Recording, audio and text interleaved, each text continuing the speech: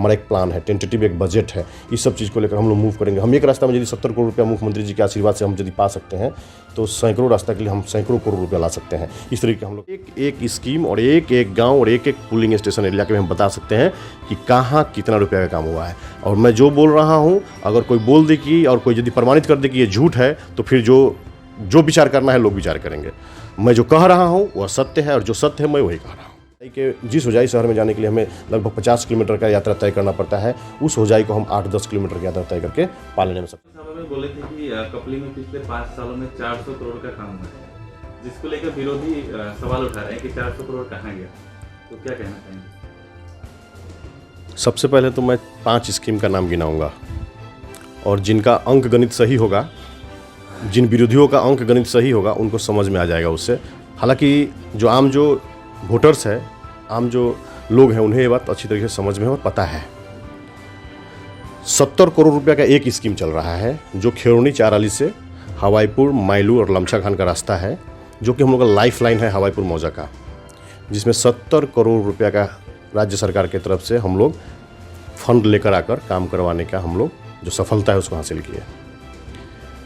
22 करोड़ रुपया का पानी का काम चल रहा है और वह कोविड की वजह से थोड़ा डिस्टर्ब हुआ, नहीं तो अभी तक संपूर्ण रूप से उद्घाटन हो गया होता। हालांकि उसका पानी लोगों को मिल रहा है।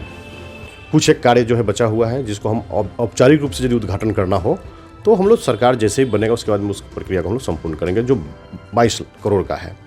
तो 70 और 22 हो गया आपको 80, 90, 92 करोड़।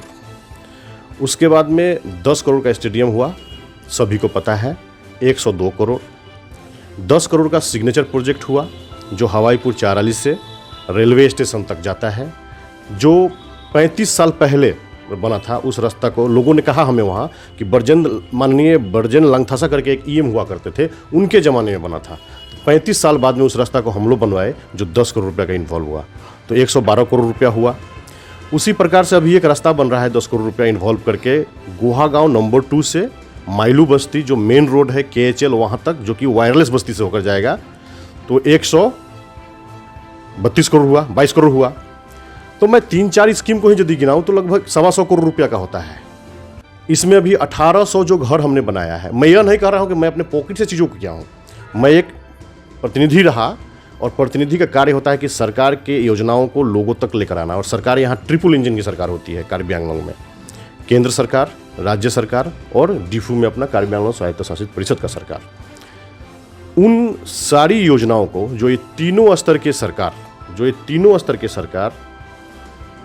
हर बार यहाँ पे होता था, लेकिन वो कार्य जो है यहाँ हो नहीं पाता था, लोग यहाँ कर नहीं पाते थे। हम लोग हुए, लोगों ने मौका दिया और वह कार्य हुआ है।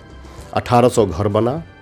यहाँ पे ऐसा कोई परिवार शायद ही होगा जिसका कोई अगर डॉक्यूमेंटेशन वगैरह नहीं रहा होगा तो उसको नहीं मिला होगा प्रधानमंत्री किसान सम्मान निधि। लोगों ने इसका फ़ायदा कैसे उठाया है सारे लोगों को पता है। यहाँ 2500 लोगों का पेंशन योजना हुआ। पेंशन योजना में एक समस्या क्या आता है कि हम साधारण लोगों को यह बात माने देरी से पता चलता है कि हम जब सरकार की एक योजना लाभ कर रहे होते हैं और पेंशन के रूप में, तो उसमें हमें साल में एक बार रिन्यू करना होता है या फिर हमें यहाँ वहाँ डॉक्यूमेंटेशन करना होता है ताकि सरकार को यह पता चले कि हम जीवित हैं और हमारा योजना जो है कंटिन्यू रहे। तो इसको लेकर 2-1 जगह समस्या हुआ है, लेकिन हम लोगों के पास जब लोगों ने कंप्लेन दिया, लोगों ने बात लाया कि हमारा तो पेंशन हमको मिल रहा था लेकिन बंद हो गया, तब हम लोगों ने बताया कि इसका काम करने का तरीका इस तरीके से, आपको पेंशन मिलता रहेगा लेकिन आपको साल में एक बार इस चीज़ को वहाँ सरकार के घर में बताना है कि आप जीवित हैं। जीवित लोगों को ही मिल सकता है।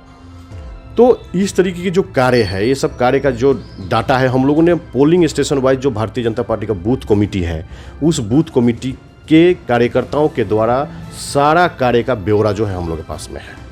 और कोई भी यदि बैठकर आमने सामने जानना चाहता है तो हम पूरा एक स्कीम और एक गांव और एक पोलिंग स्टेशन एरिया के हम बता सकते हैं कि कहाँ कितना रुपया का काम हुआ है। और मैं जो बोल रहा हूँ, अगर कोई बोल दे कि और कोई यदि प्रमाणित कर दे कि ये झूठ है तो फिर जो विचार करना है लोग विचार करेंगे। मैं जो कह रहा हूँ वह सत्य है और जो सत्य है मैं वही कह रहा हूँ। इस बार का मुद्दा क्या रहेगा, किस मुद्दे को लेकर चुनाव में? भारतीय जनता पार्टी का सरकार जब से नरेंद्र मोदी जी के नेतृत्व में देश में आया है, राजनीति का जो पूरा डायमेंशन है वह चेंज हो गया है। अब मुद्दा सिर्फ एक ही होता है, विकास। तो देश में विकास हो रहा है, अपने प्रांत में आदरणीय मुख्यमंत्री डॉक्टर हिमंत बिस्वा शर्मा जी के नेतृत्व में विकास हो रहा है और हम सभी के प्रिय डायनेमिक इनर्जेटिक हमारे लीडर हमारे सीईएम डॉक्टर तुलीराम रोंगहांग जी के नेतृत्व में पिछले 5 सालों में कार्बी आंगलंग जो हुआ ये पूरा प्रदेश इसका गुणगान कर रहा है और उससे कपिली समष्टि भी अछूता नहीं रहा। हाँ, ये मात्र एक शुरुआत है क्योंकि कपिली में पिछले 20 सालों में यहाँ जैसे कार्बी आंगलंग ऑटोनोमस काउंसिल में क्या है कि इलेक्टेड होने के बाद अब मेंबर होंगे और उसके बाद में यहाँ जो कैबिनेट बनता है उसमें अब एग्जीक्यूटिव मेंबर होंगे जिसके पास कार्य करने का डायरेक्ट निर्णय लेने का क्षमता होता है। तो अपना जो यह समष्टि है पश्चिम कार्बी आंगलंग में सबसे बड़ा समष्टि है और यहाँ सभी जाति जनगोष्ठी भाषा भाषी के लोग रहते हैं। यहाँ पढ़े लिखे लोग भी हैं, यहाँ कृषक लोग भी हैं, यहाँ व्यापार वाणिज्य करने वाले लोग भी हैं। तो यहाँ कार्य जो है कार्य को गति देने के लिए लोगों का यह माने कहना है और हम लोग भी महसूस करते हैं कि यहाँ पहले के तुलना में ज़्यादा फोकस किया जाना होगा और हम लोग उसी प्रक्रिया को आगे बढ़ाने के लिए लोगों के बीच गए हैं। लोगों का भरपूर समर्थन मिल रहा है और निश्चित रूप से हम लोग का जो एजेंडा है उसको हम लोग सेट करेंगे और विकास विकास और विकास ही होगा चारों तरफ, जिसमें 2 महत्वपूर्ण चीज़ मैं यहाँ पे उल्लेख करना चाहूँगा। ऐसे तो कई योजनाएं हैं, मैं 2 का उल्लेख करना चाहूँगा। एक है जो मेरा ड्रीम प्रोजेक्ट है, मैं एक नॉन कार्बी एमएससी रहा कार्बी आंगलंग ऑटोनोमस काउंसिल में और पिछले चुनाव में कार्बी नॉन कार्बी करके एक ध्रुवीकरण करने का कुछ दल संगठन के द्वारा प्रयास किया गया था। तो मैं उसी वक्त से कमिटमेंट लिया हुआ कि मैं कुछ ऐसा करूंगा निश्चित रूप से जिससे कार्बी समाज को लगेगा कि हमें जो नेतृत्व दे रहा है वो सबका साथ और सबका विकास की बात करता है।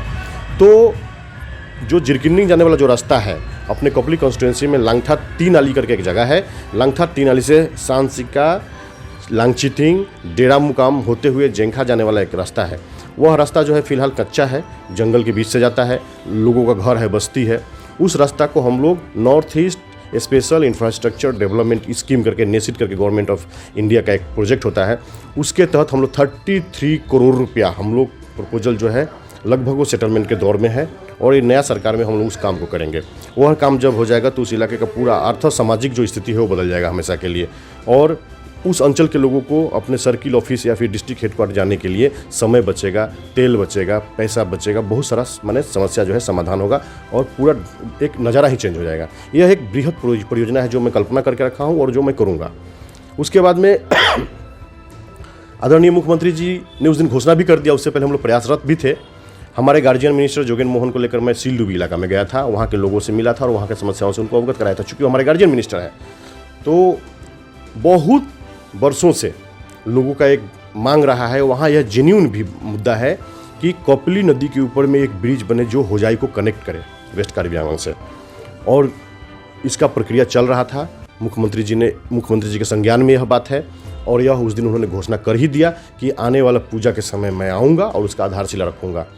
जैसे ही वह कार्य होगा उस इलाके का संपूर्ण आर्थिक और सामाजिक जो स्थिति है वो हमेशा के लिए बदल जाएगी। हमारे लोग के लिए एक नया दरवाज़ा खुलेगा। जिस होजाई शहर में जाने के लिए हमें लगभग 50 किलोमीटर का यात्रा तय करना पड़ता है, उस होजाई को हम 8-10 किलोमीटर की यात्रा तय करके पालने में सक्षम होंगे। ये 2 महत्वाकांक्षी परियोजना है जो आने वाले वक्त में होगा। इसके अलावा ऐसा सैकड़ों रास्ता है जिसको हम पेवर्स ब्लॉक में अपग्रेड करने की कोशिश करेंगे। हमारा एक प्लान है, टेंटेटिव एक बजट है, इस सब चीज़ को लेकर हम लोग मूव करेंगे। हम एक रास्ता में यदि 70 करोड़ रुपया मुख्यमंत्री जी के आशीर्वाद से हम यदि पा सकते हैं तो सैकड़ों रास्ता के लिए हम सैकड़ों करोड़ रुपया ला सकते हैं। इस तरीके का हम लोग एक प्लान है, तो ये सब चीज़ में हम लोग काम करेंगे।